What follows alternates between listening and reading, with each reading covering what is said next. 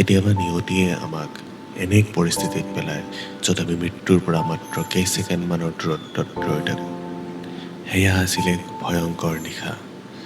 50 বছৰীয়া এগৰাকী ব্যক্তিক ডিঙিত চোকা অস্ত্ৰেৰে হত্যাৰ প্ৰচেষ্টা চলোৱা হৈছিল। তেজত লুতুৰি পুতুৰি হৈ তেওঁক মৃত বুলি ঠাৱৰ কৰি বাটৰ কাষত এৰি থৈ যোৱা হৈছিল।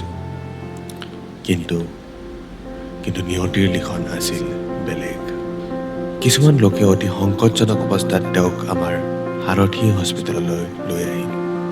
আমাৰ চিকিৎসকসকলৰ হাতত তেতিয়া কোনো ফুলৰ অৱকাশ নাছিল।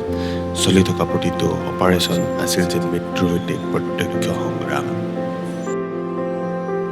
আমাৰ নাৰ্ছসকলৰ অবিৰত সেৱা আৰু চিকিৎসকসকলৰ দিনে নিশাই নিৰীক্ষণৰ অন্তত এটা সময়ত সেই নিৰ্জীৱ শৰীৰটোত পুনৰ জীৱনৰ স্পন্দন ঘূৰি আহিল। যিজনক সকলোৱে মৃত বুলি ভাবি এৰি থৈ গৈছিল, আজি তেওঁ এটা সম্পূৰ্ণ সুস্থ। আজি তেওঁ যেতিয়া হস্পিটেলৰ পৰা বিদায় লৈছে, তেওঁৰ চকুত দেখা পোৱা সেই কৃতজ্ঞতাৰ চকুপানীয়ে আমাৰ আটাইতকৈ ডাঙৰ জয়। তেওঁ আৱেগিক হৈ কৈছিল, সাৰথি হস্পিটেল নহ'লে মই আজি পৃথিৱীত নাথাকিলোহেঁতেন। নমস্কাৰ, মোৰ নাম কনক দাস। মই বাক্সা জিলাৰ অন্তৰ্গত সোৱণশিৰি গাঁৱত এজন শিক্ষিত যুৱক। মই ভেঞ্চাৰ স্কুলত এখনত কাম কৰি আছিলোঁ, কিন্তু আজি কেইটামান বছৰৰ পৰা মই হেৰিত ভুগি আছিলোঁ, মধুমেহ ৰোগত।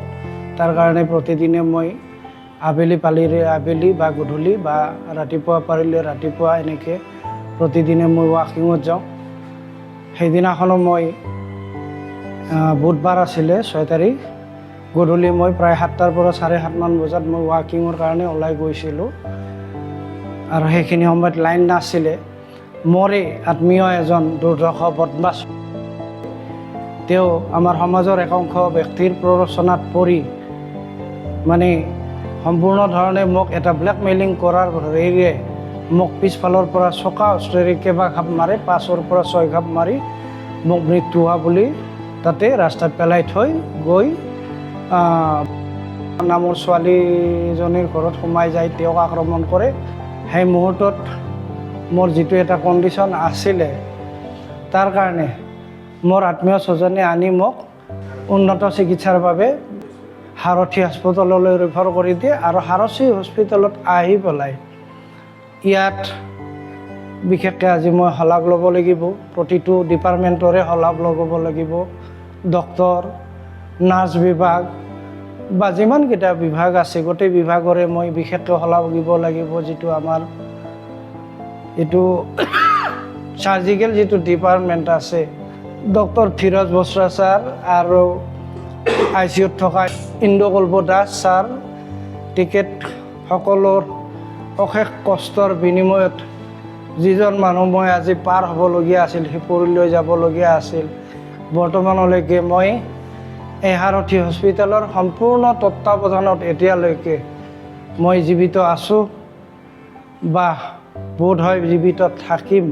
গতিকে এই ক্ষেত্ৰত মই আজি এই ভিডিঅ'ৰ জৰিয়তে সম্পূৰ্ণ সৰ্বসন্মত সহকাৰে সুস্থ মস্তিষ্কৰে মই কওঁ, আপোনালোকে সাৰথি হস্পিটেললৈ আহক আৰু ইয়াৰ যিটো উন্নত মানদণ্ডৰ চিকিৎসা ব্যৱস্থা, এই চিকিৎসা ব্যৱস্থা আপোনালোকে গ্ৰহণ কৰক। আহিলে গম পাব ইয়াৰ যিটো সম্পূৰ্ণ নাৰ্ছিং ব্যৱস্থাই হওক, ডক্টৰী লাইন হওক, ঔষধৰ যিটো গোটেইবিলাক ইয়াত সম্পূৰ্ণ ধৰণে আৰু যিটো ফেচিলিটি পোৱা যায়, খুব সুন্দৰ ফেচিলিটি ইয়াত কৰ্তৃপক্ষই আমাক দিছে। যিজন মানুহ মই আজি শিৱপুৰীলৈ যাবলগীয়া, ইয়াৰে ছাৰসকলৰ তত্ত্বাৱধানত মই আজি এই ভিডিঅ' বনোৱাৰ কাৰণে বাচি থাকিলোঁ। গতিকে সদশেষত মই আমাৰ সাৰথি হস্পিটেল কৰ্তৃপক্ষক মই শেষবাৰৰ বাবে ধন্যবাদ জনাই মই মোৰ ঘূৰাই পোৱা জগন্তৰ বাবে তেখেতসকলৰ ওচৰত চিৰকৃতজ্ঞ হৈ থাকিম। সেইখিনি মই মোৰ মনৰ বক্তব্য কৈ সামৰণি মাৰিলোঁ। সাৰথি হস্পিটেল আমি কেৱল চিকিৎসা কৰা নাই, আমি মৃত্যুৰ মুখৰ পৰা জীৱন ঘূৰাই আনিবলৈ প্ৰয়াস কৰিছোঁ। কাৰণ প্ৰতিটো জীৱন আমাৰ বাবে অতিকৈ আপোন।